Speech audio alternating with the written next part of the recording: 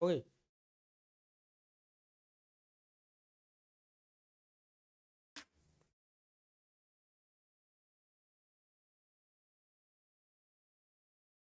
जय हिंद साथियों, आप सभी का आपके चंद्रा क्लासेस में स्वागत है। सबसे पहले आप सभी को ढेर सारी बधाइयाँ कि मेरे द्वारा बताए गए शिक्षण से संबंधित कई प्रश्न जो हैं आपकी परीक्षा में आए हैं। तो आई होप मेरे द्वारा बताए गए प्रश्नों से आपको बहुत ज़्यादा हेल्प मिला होगा। ठीक है, तो लगातार मेरे साथ बने रहिए।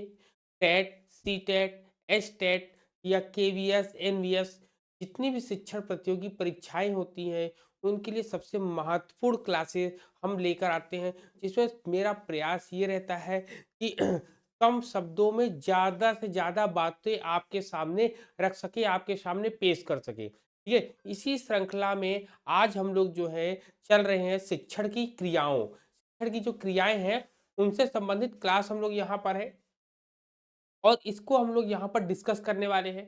ठीक है, आज हम लोग शिक्षण की क्रियाएं क्रियाएं जो होती हैं उससे संबंधित टॉपिक को डिस्कस करेंगे, जो कि काफी महत्वपूर्ण क्लास है। और साथ में अंतिम में हम लोग एमसीक्यूज को भी सॉल्व करेंगे कि ये जो है एग्जाम में कैसे क्वेश्चन लेकर आता है।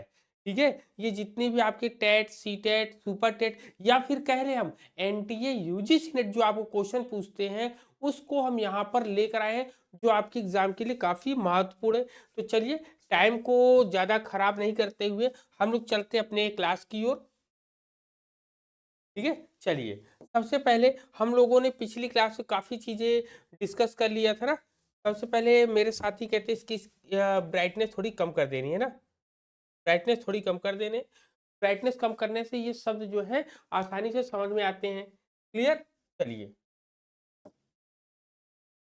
हम लोग ने पिछली क्लास जितना किया था उसके आगे कंटिन्यू करते हैं। और आप जो है आज की क्लास जो है रिकॉर्डेड है, थोड़ा सा लाइव है नहीं, थोड़ा सा टेक्निकल इशू आ गया है। तो हम लोग चलिए चलते हैं और आप इस क्लास को पूरा देखेंगे, पूरा अच्छे तरीके से नोट्स बनाएंगे। क्लियर, कहीं पर कोई डाउट नहीं होगा। आज हम लोग जो बात करने वाले हैं शिक्षण की क्रियाएं, या इन्हीं को ऑपरेशंस ऑफ टीचिंग कहते हैं, मतलब शिक्षण संसाधन, शिक्षण संसाधन है आपका। ठीक, ये है। अब इसमें कहते हैं तो ये जो है जो अवस्थाएं थी अवस्थाओं से ही संबंधित है। कहता है कि शिक्षण की तीनों अवस्थाओं, तीन अवस्थाएं कौन सी हैं? पूर्व क्रिया अवस्था, अंतः क्रिया अवस्था और उत्तर क्रिया अवस्था। ठीक है, कह रहा है कि शिक्षण की तीनों अवस्थाओं की अपनी अपनी विशिष्ट जो है क्या होती है, विशिष्ट क्रियाएं होती हैं। इन्हीं क्रियाओं के माध्यम से शिक्षक अपने शिक्षण कार्य को प्रभावी रूप से संपन्न करता है।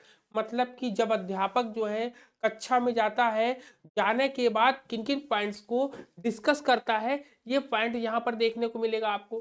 ठीक है, तो यहाँ पर सबसे पहले हम लोग देखते हैं जिसमें कह रहा है कि पूर्व अवस्था, क्या कह रहा है?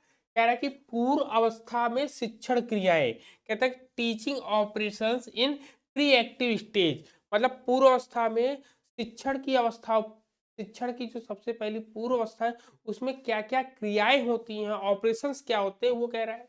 इसमें कहता है कि पूर्व क्रिया अवस्था में वे सभी क्रियाएं, कौन सी? वे सभी क्रियाएं सम्मिलित होती हैं जिन्हें शिक्षक कक्षा में प्रवेश करने से पूर्व पहले संपन्न करता है। मतलब कक्षा में जाने से पहले जितनी भी क्रियाएं होती हैं वो सब पूर्व क्रिया अवस्था के अंतर्गत आपका आता है। कहते हैं कि इस अवस्था का संबंध शिक्षण की योजना, इस पर नोट करिएगा, शिक्षण की योजना से होता है, टीचिंग प्लानिंग से होता है। इसीलिए शिक्षण की पूर्व अवस्था को क्या गया है? शिक्षण की योजना कहा गया है। क्या कहा गया है? शिक्षण की योजना।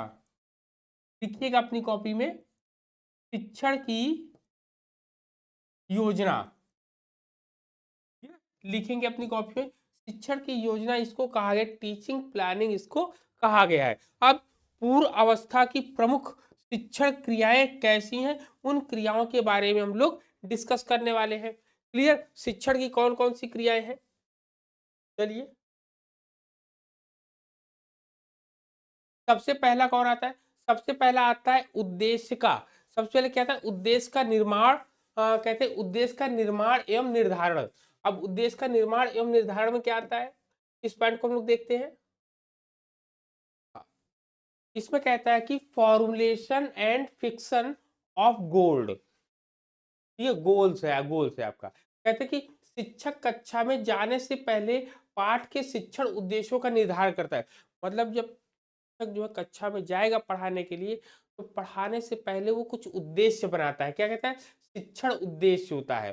कहता है कि उसको उद्देश्यों को व्यवहारात्मक परिवर्तन के रूप में परिभाषित किया जाता है। मतलब कि जो उद्देश्य होते हैं उसको किस प्रकार से कंप्लीट करना है, वो यहाँ पर बताता है आपका। ठीक है, तो सबसे पहले हम लोग देखते हैं, आपको दिख रहा है, ठीक है, चलिए।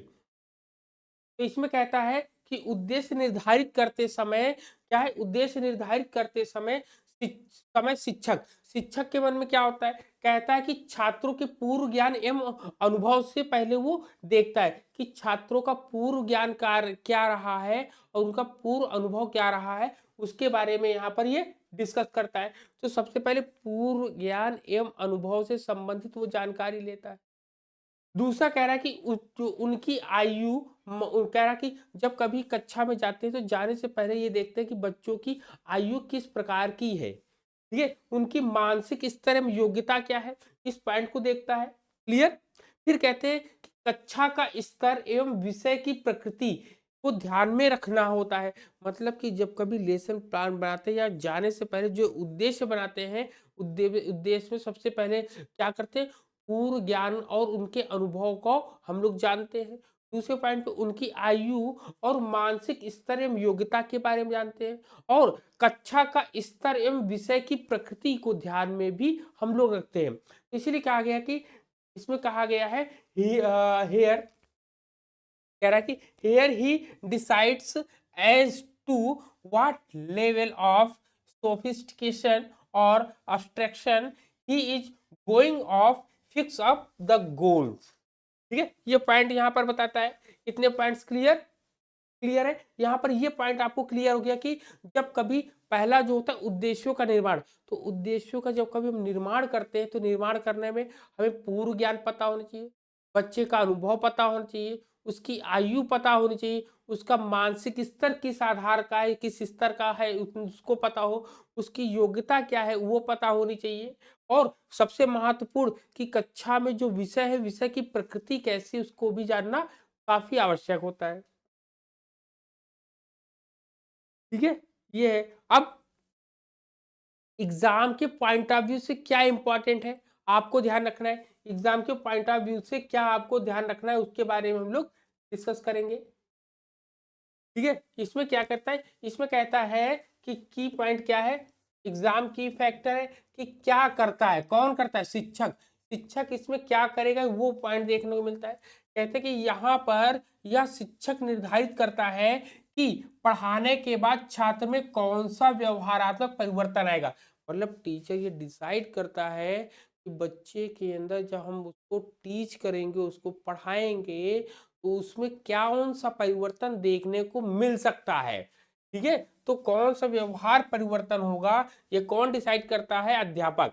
उदाहरण के लिए जैसे, उदाहरण के लिए कह रहा है कि यदि शिक्षक कक्षा 8 को फोटोसिंथेसिस पढ़ाने वाला है, यदि कोई टीचर ये डिसाइड करता है कि बच्चों को हम फोटोसिंथेसिस मतलब प्रकाश संश्लेषण की प्रक्रिया को समझाने वाले हैं, तो छात्र क्या, तो टीचर क्या करेगा, छात्र को प्रकाश संश्लेषण की परिभाषा बता सके, छात्र उसकी प्रक्रिया छात्र उसकी प्रक्रिया समझा सके, ठीक है, और छात्र उसके महत्व महत्व को उदाहरण सहित समझ सके। इतने पॉइंट को यहाँ पर क्या करते हैं, देखते हैं। तो यहाँ पर ये निष्कर्ष निकलता है कि यह उद्देश्य छात्रों की आयु, कक्षा स्तर और पूर्व ज्ञान को ध्यान में रखकर बनाए जाते हैं।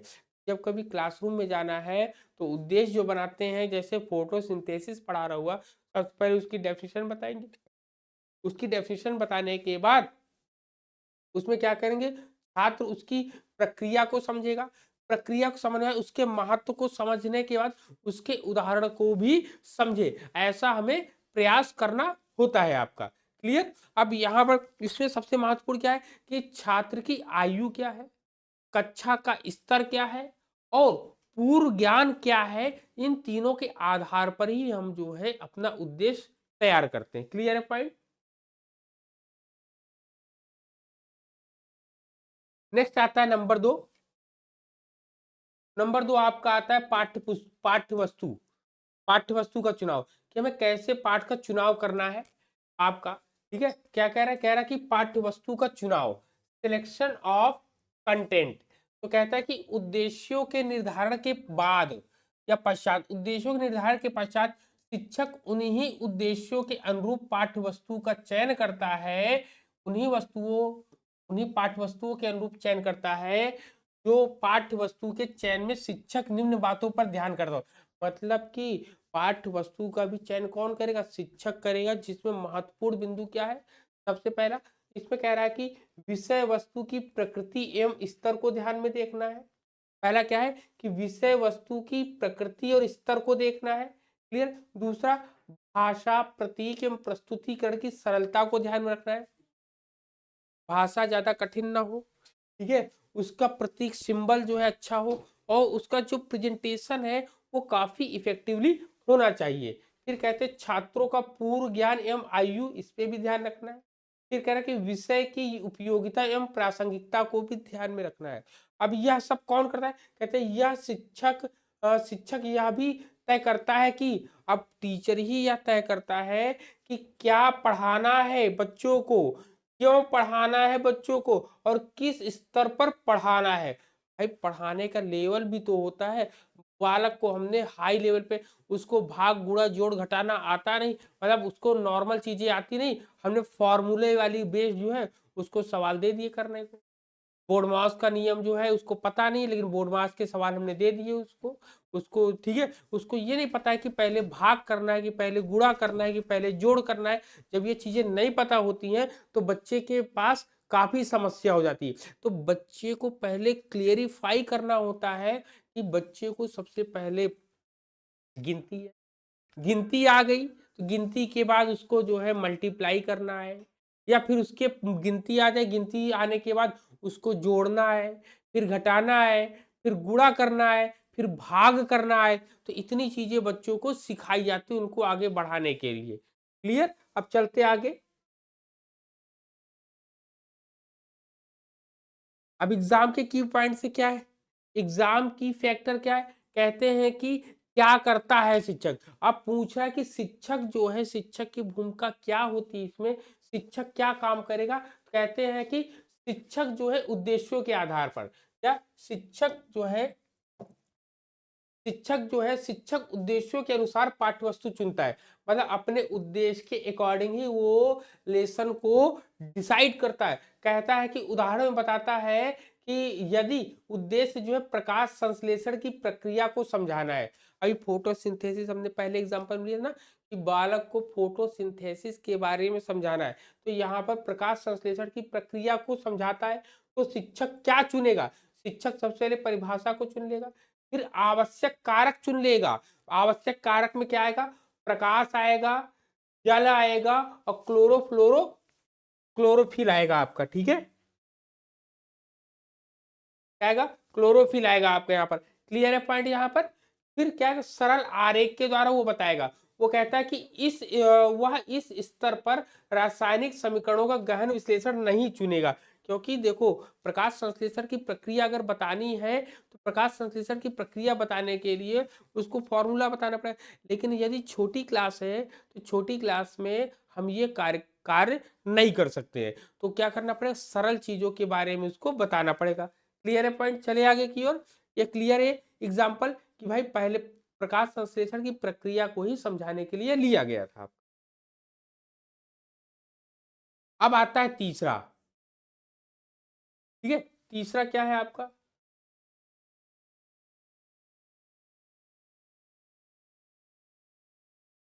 देखिए,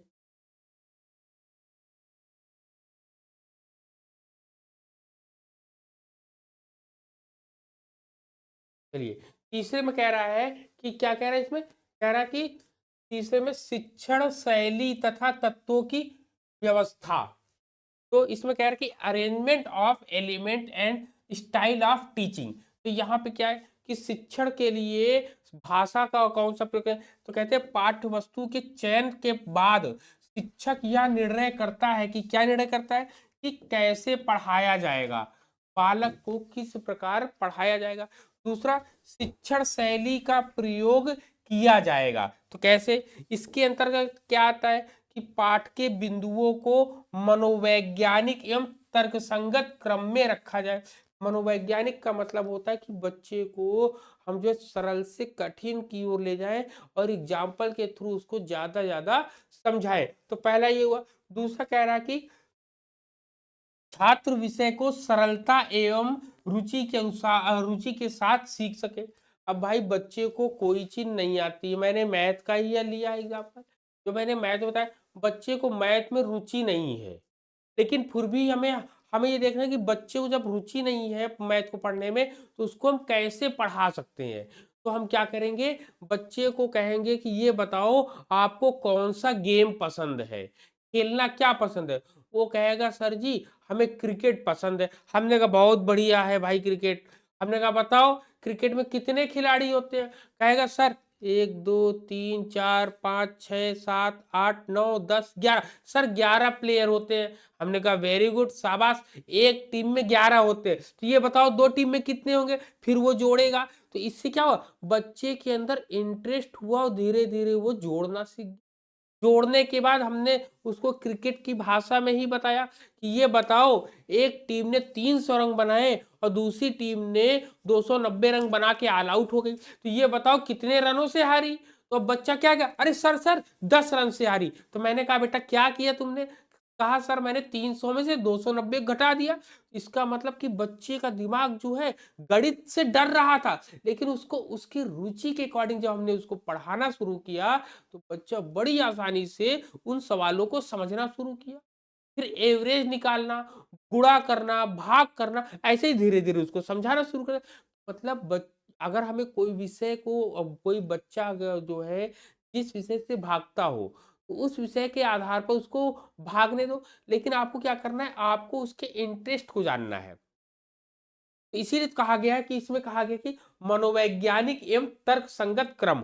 जब मनोविज्ञान के आधार पर उसकी रुचि को आप जान जाएंगे और उसकी रुचि के अनुसार जब आप उसको पढ़ाना शुरू करेंगे तो वो सब्जेक्ट से भागेगा नहीं, बल्कि सब्जेक्ट से प्रेम करेगा और कहेगा अरे वाह, अभी तक तो इतना खराब लगता था ये मुझे मैथ, अब लेकिन कितना अच्छा लग रहा है, मैं इसको चुटकियों में सॉल्व कर सकता हूँ। तो आपने क्या किया, एक टीचर ने उसकी रुचि को जाना, उसकी रुचि के आधार पर उसकी पढ़ाई को आगे बढ़ाया। क्लियर है पॉइंट। चलिए हम नेक्स्ट नेक्स्ट आता है एग्जाम के की पॉइंट। एग्जाम के पॉइंट ऑफ व्यू से तो इसमें कहता है कि शिक्षक क्या करता है। ठीक है, इसमें क्या होता है कि इसमें शिक्षक क्या करता है, यहाँ पर ये पूछेगा। तो इसमें कहते हैं कि शिक्षक क्या करता है, तो कहते हैं कि यह जो है शिक्षक यह तय करता है कि विषय को किस क्रम और किस शैली में पढ़ाया जाए। मतलब कि किस क्रम में किस शैली में बालक को पढ़ाया जाए जिससे जो है वो डेवलप हो सके उसके अंदर। एग्जाम्पल में क्या लिया कि पहले छात्रों से प्रश्न पूछना कि पेड़ भोजन कैसे बनाते हैं।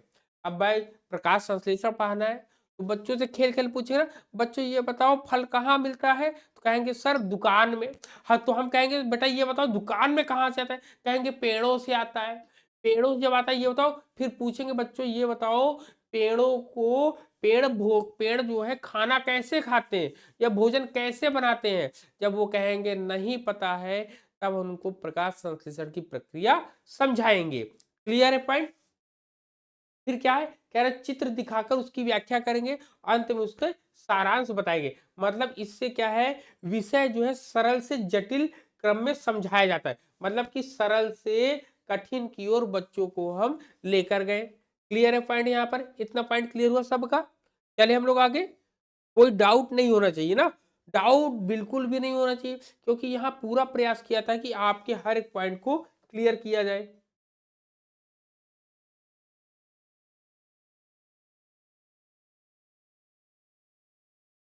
ठीक है, चलिए अब नेक्स्ट नेक्स्ट पॉइंट पे चलते हैं हम लोग।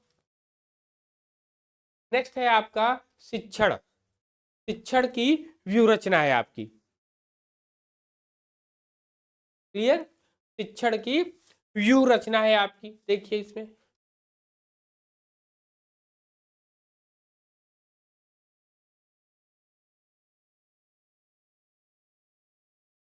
एक शिक्षण की व्यू रचना है, देखते हैं क्या इसमें। इसमें कहता है कि शिक्षण की व्यू रचनाओं का संबंध, शिक्षण की व्यू रचनाओं के संबंध में निर्णय। तो इसमें क्या है, decision making about teaching strategies. कहते हैं कि इस क्रिया के अंतर्गत शिक्षक यह निर्णय करता है कि छात्रों की आयु, परिपक्वता एवं योग्यता के अनुसार क्या है, स्ट्रेटजी अगर बनानी है, बच्चों को समझाना है किसी पॉइंट को, तो ये ध्यान रखना है। दूसरा कह रहा है कि शिक्षण व्यू रचना स्ट्रेटजी सर्वाधिक उपयुक्त होती है कि किस तरीके से क्लास में अपने पॉइंट को डिलीवर करेंगे, अपने टॉपिक को किस तरीके से प्रेजेंट करने वाले हैं बच्चों को, ये काफी इफेक्टिव हुआ। कह रहे कि यही कारण होता है कि प्रशिक्षण संस्थानों में छात्र अध्यापक को विभिन्न व्यू रचनाओं का ज्ञान दिया जाता है। मतलब विभिन्न प्रकार की व्यू रचनाओं का ज्ञान दिया जाता है, जिससे वे क्या करते हैं, कक्षा में उपयुक्त रणनीति का चयन कर सके और शिक्षण को प्रभावी एवं उद्देश्यपूर्ण बना सके। इसीलिए जो ट्रेन टीचर जो होते हैं, क्लास के एटमॉस्फेयर को बहुत अच्छे तरीके से समझ सकते हैं आपके। ठीक है, क्लियर। चलो, अब एग्जाम के की पॉइंट, एग्जाम के पॉइंट ऑफ व्यू से हम लोग देखते हैं।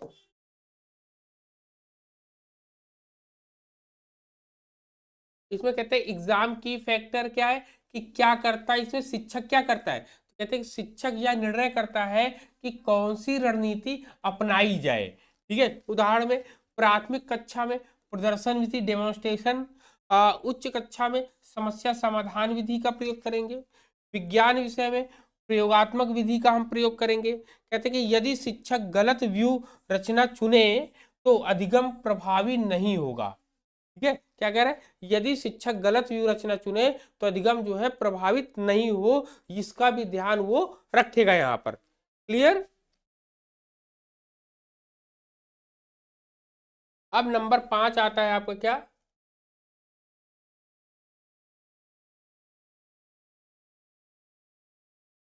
नंबर 5 इसी का आता है शिक्षण युक्तियों एवं प्रविधियों का चयन। ठीक है, क्या आता है आपका, कहता है कि शिक्षण युक्तियों एवं प्रविधियों का चयन करना है यहाँ पर। ठीक है, तो कह रहे selection of teaching tactics and techniques. तो शिक्षक को कक्षा में जाने से पूर्व यह निश्चित करना होता है कि क्या निश्चित करना है, किन शिक्षण बिंदुओं पर कौन सी किन शिक्षण बिंदुओं पर कौन सी शिक्षण युक्ति, प्रविधि, उदाहरण एवं सहायक सामग्री का प्रयोग किया जाएगा। इसके अंतर्गत शिक्षक यह भी योजना बनाता है कि प्रश्न कब पूछना है। मतलब इसके अंतर्गत ये योजना बना ली जाती है कि भाई बच्चे से प्रश्न कब पूछना है, और जब पूछने के बाद व्याख्या कब करनी है, ये सब पहले से ही स्ट्रेटजी बना ली जाती है। ठीक है, कहता है कब व्याख्या करनी है, कहते हैं कब श्रव्य दृश्य सामग्री का प्रयोग करना है, फिर कहते हैं तथा शिक्षण का मूल्यांकन किस विधि से करा जाएगा। मूल्यांकन भी किस विधि से करना है, कैसे पढ़ाना है, कैसे देना है, ये सब पॉइंट वहां पर देखने को मिलेगा आपका। क्लियर है पॉइंट। चले, जय सेकंड।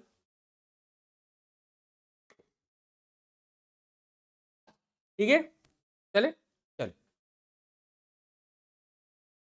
पॉइंट्स क्लियर हो रहे सबको।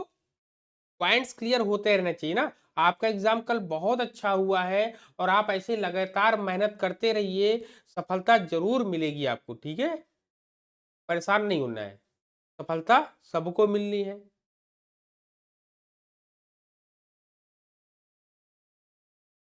अब यहाँ पर कहते हैं,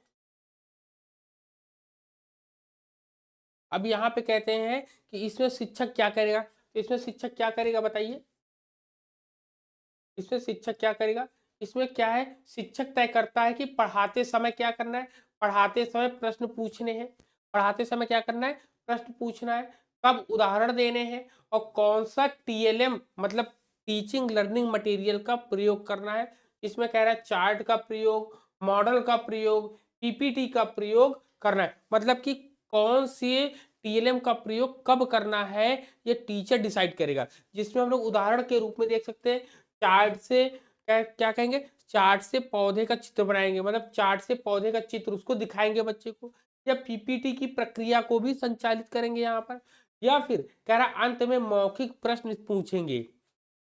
ठीक, बच्चे को हमने सबसे पहले क्या किया, ग्राफ दिखाया भाई, एक बोर्ड में ग्राफ से नहीं समझा तो हमने पीपीटी बनाया। पीपीटी में क्या है, हर एक पॉइंट को हम लोग डिस्क्राइब कर सकते हैं। तो इससे क्या होगा, छात्रों में रुचि और सहभागिता बढ़ती है, छात्रों के अंदर इंटरेस्ट आ जाता है ऐसी प्रक्रियाएं करने से। क्लियर है पॉइंट?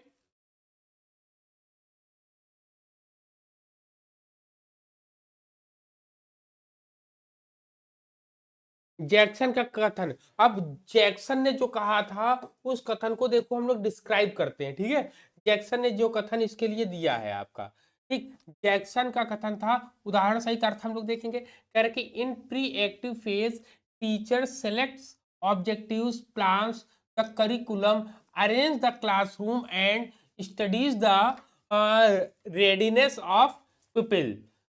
उदाहरण सहित अर्थ देखिए, जैसे शिक्षक पहले ही तय कर लेता है कि क्या पढ़ाना है, ये उद्देश्य के अंतर्गत आएगा, कैसे पढ़ाना है ये स्ट्रेटजी के अंतर्गत आएगा, छात्रों का स्तर क्या है, उनकी लगन से ये पता चल जाएगा हमें। तो ये तीनों पॉइंट यहाँ पर आप देख सकते हैं। क्लियर है पॉइंट यहाँ पर? बताइए, पॉइंट एकदम क्लियर है ना? शीशे की तरीके एकदम क्लियर है, आपको कहीं पर कोई भी परेशानी नहीं होने वाली है। कंटेंट को इस तरीके से ही मैंने तैयार करने का प्रयास किया है कि कम शब्दों में, सरल शब्दों में आपको चीजें समझ में आ जाए, जिसमें आप अप्लाइड उसको अप्लाई कर सके। जैसे इसमें दूसरा है आपका अंतःक्रिया अवस्था में शिक्षण की क्रियाएं। ठीक, तो इसमें कहता है कि अंतःक्रिया अवस्था में वे सभी क्रियाएं सम्मिलित होती हैं जो शिक्षक और छात्र के बीच कक्षा में भीतर आमने सामने घटित होती है। मतलब कक्षा में आमने सामने जो घटनाएं घटित होती हैं उसमें वो सभी प्रक्रियाएं इसके अंदर शामिल होंगी। इस अवस्था यह अवस्था जो है क्रियात्मक एवं जीवंत अवस्था होती है। ठीक, क्रियात्मक एवं जीवंत अवस्था होती है। जैसे इसमें सबसे पहले कक्षा का आकार की अनुभूति, मतलब कक्षा के आकार, क्लास का, क्लासरूम की क्या है, size, sizing of the classroom, class का साइज देखते कि क्लास का साइज क्या है। इसमें कह रहा है कि शिक्षक शिक्षक क्या करता है, तो कहते हैं कि शिक्षक कक्षा में प्रवेश करते ही छात्रों को, जब टीचर जो है कक्षा में प्रवेश करता है, प्रवेश करने के दौरान ही छात्रों के अंदर क्या देखता है, क्लासरूम में कि संख्या कितनी है बच्चों की। ठीक, पहला देखता है कि संख्या कितनी है, दूसरा कह रहा है कि बैठने की व्यवस्था कैसी है बच्चे की, तीसरा कह रहा है कि रुचि क्या है, ये जान लेंगे हम। फिर क्या कह रहा है, उनकी सक्रियता निष्क्रियता, मतलब कितने एक्टिव मोड में है, कितने जो है पढ़ने की इच्छा में बैठे हैं, कितने पढ़ने की इच्छा में नहीं बैठे हैं, ये पॉइंट देखने को मिलता है यहाँ पर। क्लियर है पॉइंट यहाँ पर? क्लियर है पॉइंट? ठीक है, का अवलोकन करता है। अब उदाहरण में जैसे ले लो, उदाहरण में लोगे, उदाहरण में जैसे ले कि शिक्षक जैसे ही कक्षा में आता है वह देखता है, क्या देखता है वो देखता है कि आगे बैठे छात्र उत्तर देने को तत्पर हैं, पीछे बैठे कुछ छात्र बातचीत कर रहे हैं, कुछ छात्र नोटबुक नहीं लाए हैं। इसके आधार पर शिक्षक क्या करेगा, इसके आधार पर शिक्षक जो है बैठने की जो व्यवस्था है, बैठने की व्यवस्था बदलेगा। वो देखेगा कि भाई आगे के बच्चे तो एक्टिव हैं आंसर को देने में, लेकिन पीछे के बच्चे एक्टिव नहीं है, तो चलो पीछे के बच्चे आगे आए और आगे के बच्चे पीछे जाए। हम लोग ऐसा क्लासरूम में करते हैं। इससे क्या होगा, छात्रों में डर जो है वो डर खत्म होगा। दूसरा कह रहा है कमजोर छात्रों को आगे बैठाते हैं और पढ़ाने की गति तय करते हैं। ठीक, तो यहाँ पर ये पॉजिटिव इन्वायरमेंट बनाने का एक सबसे प्रमुख मुद्दा रहता है यहाँ पर।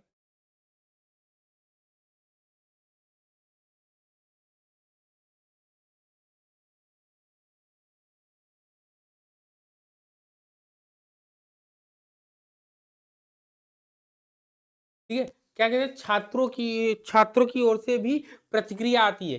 छात्र भी शिक्षक शिक्षक को देखकर अनुमान लगाते हैं। अब यहाँ पर कोई एक नहीं, यहाँ पे दो लोग अनुमान लगाते हैं कि छात्र पहले शिक्षक जो छात्रों को देखकर अनुमान लगाता है, लेकिन बच्चे भी छात्रों को देख के अनुमान लगाते हैं। कहते हैं कि शिक्षक कठोर है या सहयोगी है, ये देखते हैं बच्चे। फिर देखते हैं कि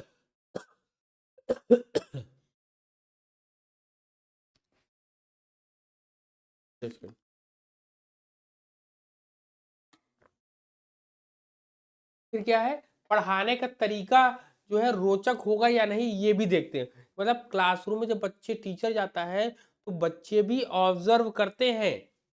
ठीक, इसमें कहता है, इसमें क्या कहता है, इसलिए शिक्षक के हाव भाव, वेशभूषा, आवाज और आत्मविश्वास का महत्व होता है कि जब कभी हम क्लासरूम में जाएं तो हमारे बोलने की शैली ऐसी हो कि बच्चों को प्रभावित करे, उनको लगे ना कि नौसिखिया है या डर रहा है।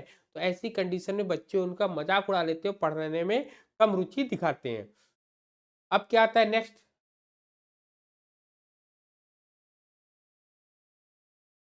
दूसरा आता है छात्रों का निदान, डायग्नोसिस ऑफ लर्नर्स। ठीक है, छात्रों का निदान में क्या आता है आपका, कहते हैं इसमें कि शिक्षक क्या करता है।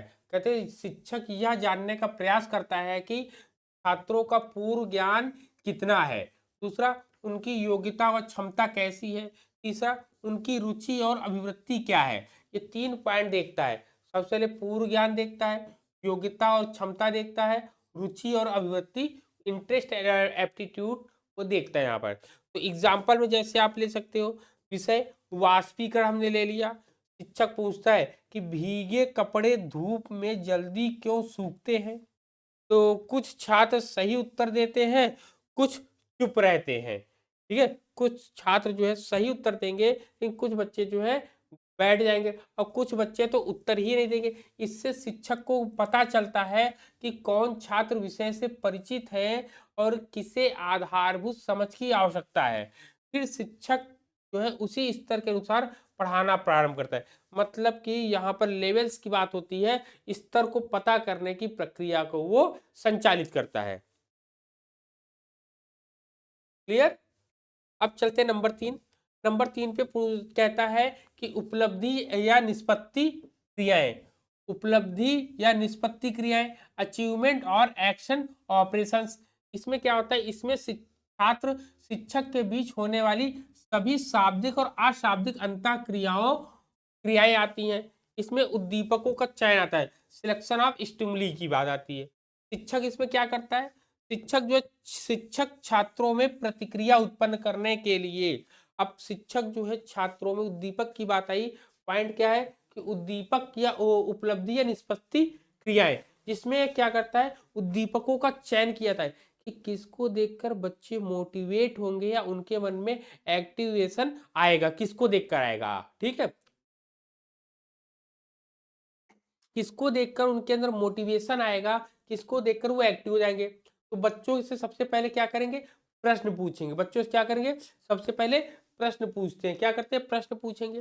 प्रश्न पूछेंगे, उदाहरण देंगे उनको। उदाहरण देने के बाद उनको चित्र दिखाएंगे।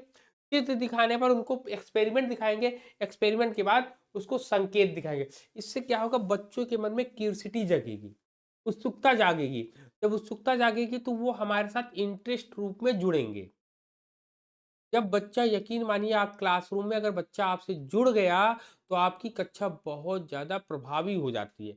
यदि बालक इधर उधर ध्यान देता है, नहीं आपकी क्लास में ध्यान देता है, तो कक्षा उतनी रुचिकर या मज़ेदार नहीं होती है आपकी। क्लियर है पॉइंट। चलिए,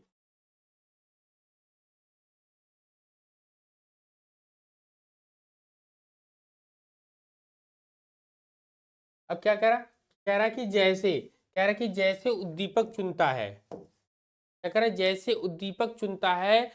ठीक है जी, यहाँ पर उद्दीपक को इसी प्रकार का चुनेगा। मैं कह रहा कि उदाहरण के रूप में कि गणित में भिन्न पढ़ाते समय कोई भिन्न पढ़ाएगा, तो कह रहा कि केक का चित्र दिखाना होगा। चित्र में आधा केक किसे मिलेगा या पूछना होगा। यही उद्दीपक छात्रों की रुचि को जगाता है। मतलब कि एक केक को दिखाकर बच्चों से हम पूछेंगे कि बच्चों बताओ ये केक कौन खाएगा, आधा केक किसको मिलेगा। तो बताएंगे सर मुझे मिलेगा, मुझे मिलेगा। तो बच्चों में उत्सुकता जगी ना। स्टिमुलस दिखाने का मेन पर्पस यही होता है कि बच्चे एक्टिव हो जाए क्लासरूम में आपके। ठीक है। नेक्स्ट नेक्स्ट है आपका उद्दीपकों का प्रस्तुतिकरण। क्या है? उद्दीपकों का प्रस्तुतिकरण की बात करते हैं यहाँ पर।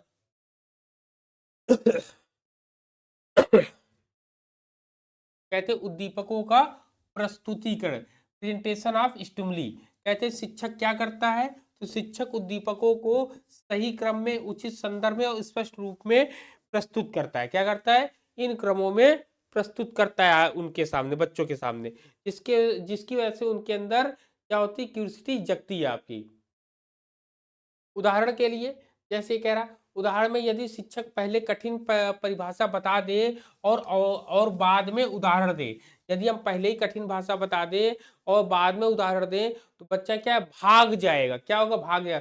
तो छात्र भ्रमित हो सकते हैं। छात्र को सही से पढ़ाने के लिए उनके दैनिक जीवन का उदाहरण देना होगा, फिर चित्र दिखाना होगा, तब जाके परिभाषा देनी। पहले आसपास के एटमॉस्फेयर को दिखाना होगा या चीजों को बताना होगा, तब बच्चा जो है आपके साथ अच्छे तरीके से जुड़ जाएगा आपका। Clear point?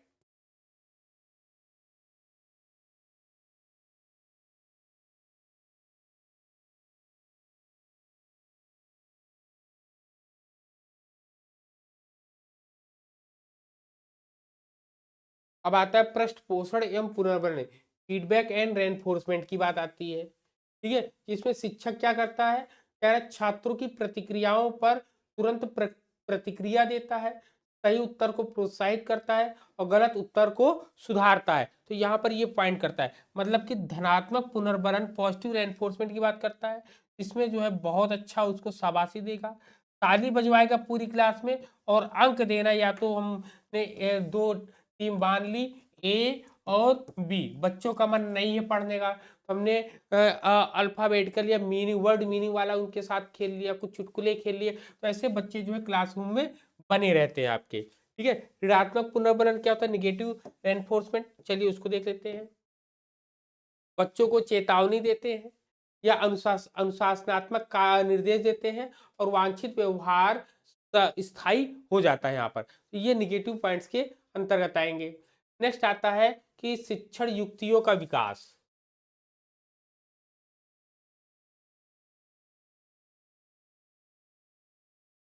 क्या है? कह रहा है कि शिक्षण युक्तियों का विकास की बात कर रहा है। क्लियर? शिक्षण युक्तियों के विकास की बात कर रहा है, जिसमें कह सकते हैं कि शिक्षण युक्तियों का विकास, डेवलपमेंट ऑफ टीचिंग स्ट्रेटजीज। इसमें कह रहा है कि शिक्षक क्या करता है? तो शिक्षक स्थिति के अनुसार जो है व्याख्या देता है, प्रश्नोत्तर देता है, प्रदर्शन करता है और समूह कार्य करता है। ये जैसी युक्तियों का संशोधन हुआ विस्तार करता है।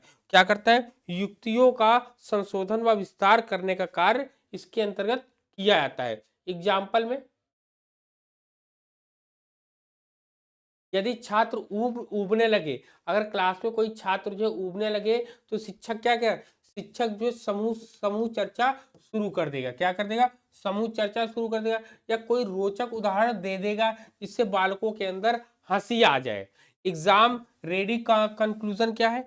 कि अंतः क्रिया अवस्था जो है शिक्षण की आत्मा है। इस पॉइंट को नोट करेंगे कि अंतः क्रिया अवस्था जो होती है वो शिक्षण की आत्मा कहलाई जाती है। क्लियर? क्या करें? शिक्षण की आत्मा कहलाई जाती है। कह रहे शिक्षक की योजना व्यवहार में बदलती, क्या है? शिक्षक की योजना किसमें? व्यवहार में बदलती है और छात्र सक्रिय रूप से सीखते हैं। क्या करते हैं?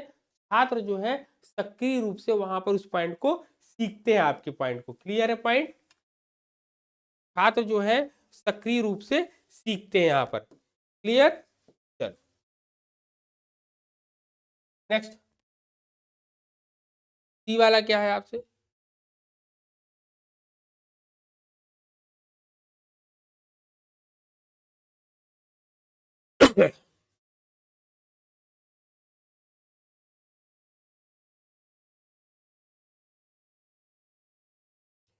क्या कह रहे हैं कि उत्तर क्रिया अवस्था में क्रियाएं, मतलब operations of the post active stage of teaching.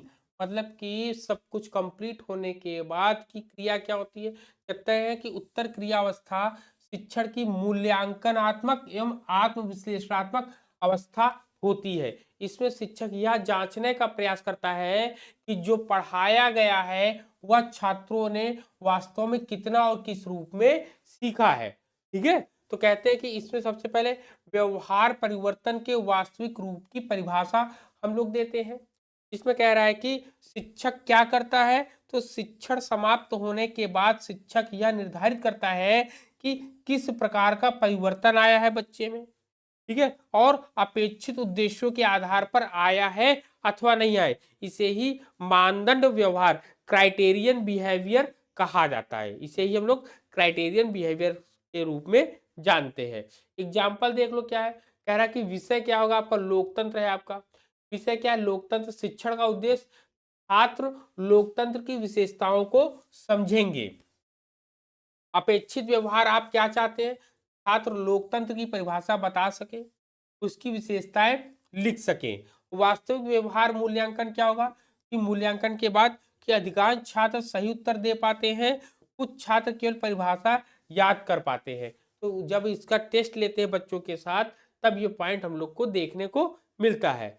Conclusion अगर कहें कि उद्देश्य जो है आंशिक रूप से प्राप्त होता है, प्राप्त हुआ, गहन समझ विकसित नहीं हुई, तो शिक्षक निर्णय करता है कि आगे उदाहरणों और गतिविधियों की आवश्यकता हो सकती है। जब यहाँ पे ये तीनों प्रक्रियाएं शामिल हो जाती हैं तब कहते हैं। फिर नेक्स्ट कहता है कि मूल्यांकन की उपयुक्त प्रविधियों का चयन।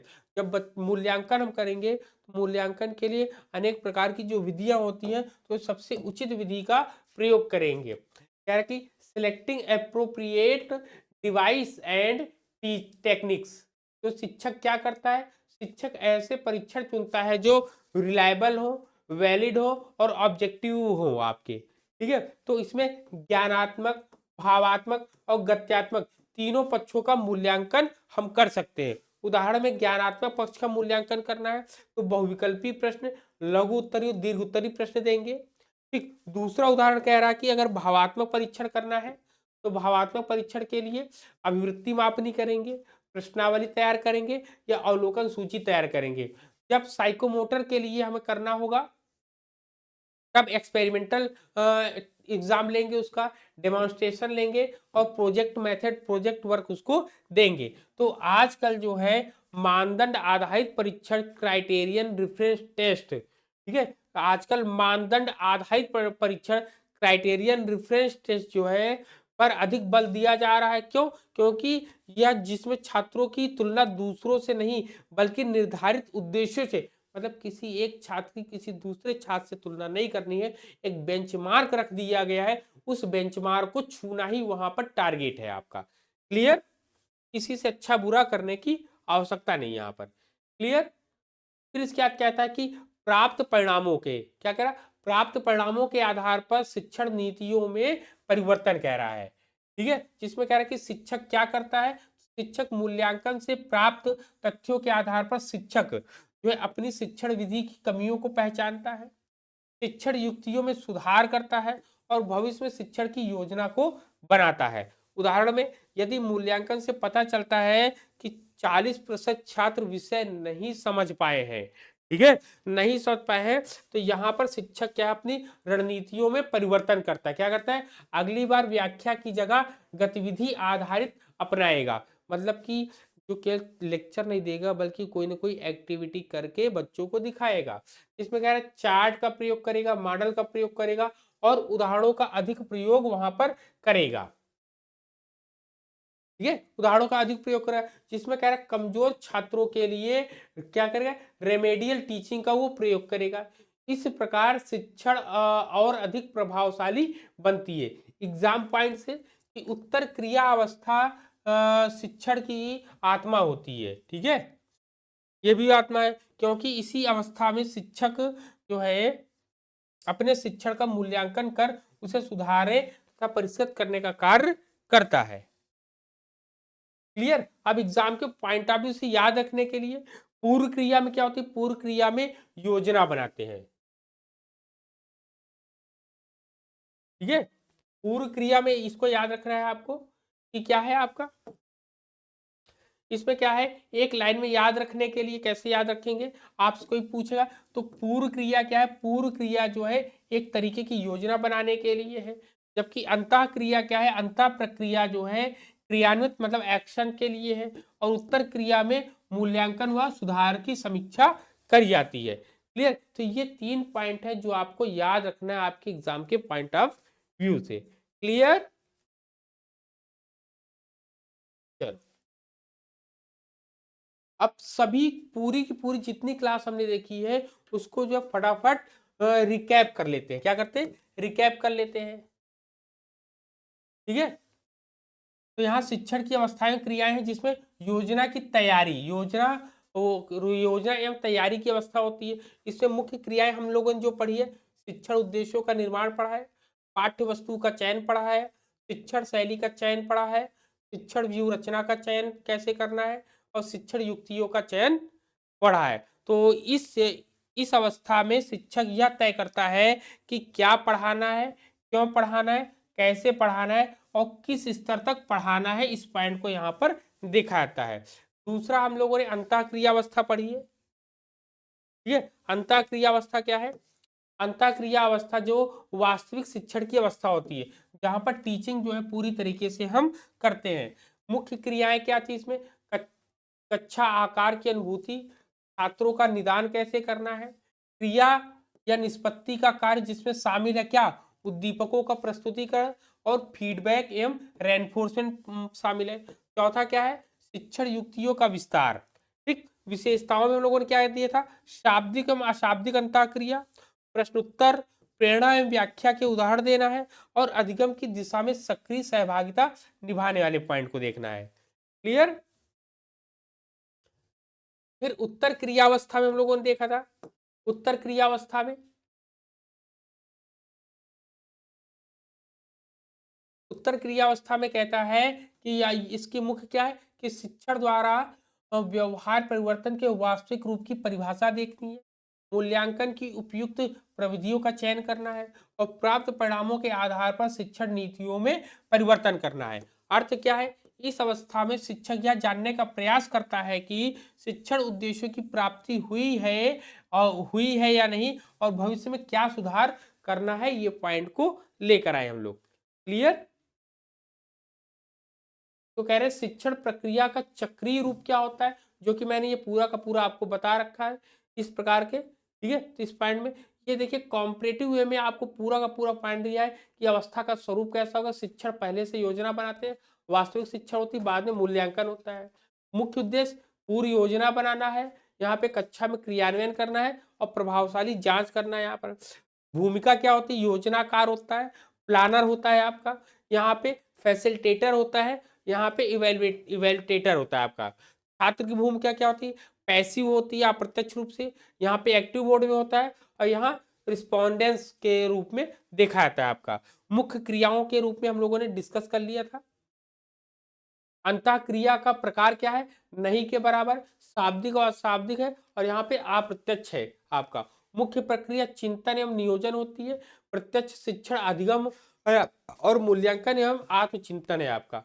मुख्य परिणाम प्रभावी शिक्षण की रूपरेखा तैयार करना है, अधिगम अनुभव का सृजन करना है और शिक्षण में सुधार करना है आपका।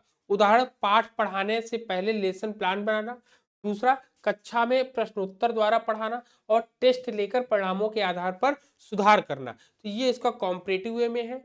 और आज के हम जो है क्वेश्चंस, आपके 10 क्वेश्चन जो है आपके सामने लेकर आए हैं, देखेंगे। सबसे पहला क्वेश्चन आपका क्या है, ये क्वेश्चन में हम आपको दिए हैं, आपको क्या करना है, आपको इसको जो है, इसके आंसर जो है आपको जो है चंद्रा क्लासेस का जो टेलीग्राम लिंक है उसमें आपको आंसर मिल जाएगा। क्वेश्चन मैं आपको यहाँ बता देता हूँ कि कह रहा कि शिक्षण कह रहा शिक्षण की किस अवस्था में उद्देश्यों का निर्माण किया जाता है। पहला ऑप्शन है अंतः क्रिया अवस्था, उत्तर क्रिया अवस्था, या पूर्व क्रिया अवस्था और मूल्यांकन अवस्था। ठीक है, पहला तो ये हो गया। ठीक है, पहला क्वेश्चन तो ये हो गया, आपको दिख रहा है। ठीक है, चलिए अब दूसरे क्वेश्चन की बात करते हैं।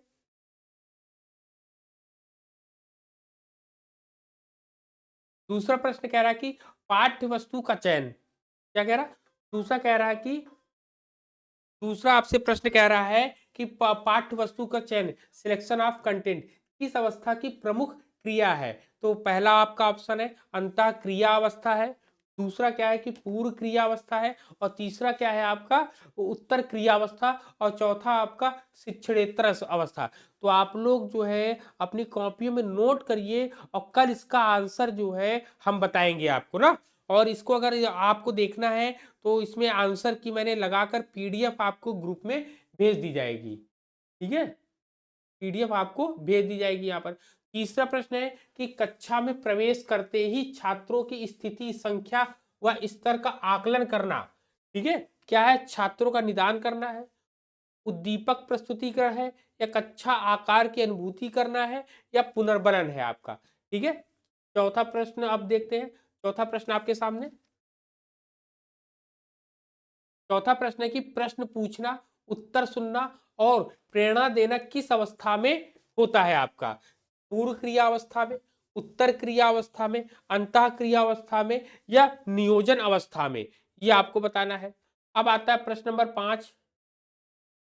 प्रश्न नंबर 5 कह रहा है कि उद्दीपक का चयन और प्रस्तुतिकरण मुख्यतः किससे संबंधित है आपका? तो कह रहा है कि पूर्व क्रिया अवस्था से, अंतः क्रिया, उत्तर क्रिया। तो यही सब दिया है, मूल्यांकन भी दिया है, ठीक है? फिर आपका 6 नंबर प्रश्न है कि प्रशंसा और पुरस्कार किस प्रकार का पुनर्बलन है आपका? कि ऋणात्मक पुनर्बलन, दंड है, धनात्मक पुनर्बलन, या निदान है आपका? प्रश्न नंबर 7 आपके सामने है, मानदंड एवं व्यवहार, क्राइटेरियन बिहेवियर की परिभाषा किस अवस्था में की जाती है? पूर्व क्रिया अवस्था है, दूसरा उत्तर क्रिया अंतः क्रिया अवस्था में है, तीसरा उत्तर क्रिया अवस्था में है, चौथा जो है शिक्षण नियोजन में है आपका, ठीक है? और 8वां प्रश्न आपके सामने है। 8वां प्रश्न है विश्वसनीय, वैध और वस्तुनिष्ठ परीक्षणों का चयन किस अवस्था में किया जाता है? ठीक है, तो पूर्व क्रिया अवस्था में। किस अवस्था की क्रिया है? तो पूर्व क्रिया, पूर्व क्रिया अवस्था है, अंतः क्रिया, उत्तर क्रिया, शिक्षण क्रिया है आपकी, ठीक है? फिर इसके आता है प्रश्न नंबर 9, मूल्यांकन के आधार पर शिक्षण युक्तियों में सुधार करना क्या कहलाता है आपका? अंतः क्रिया अवस्था, पूर्व क्रिया, उत्तर क्रिया, निदान अवस्था, ठीक है?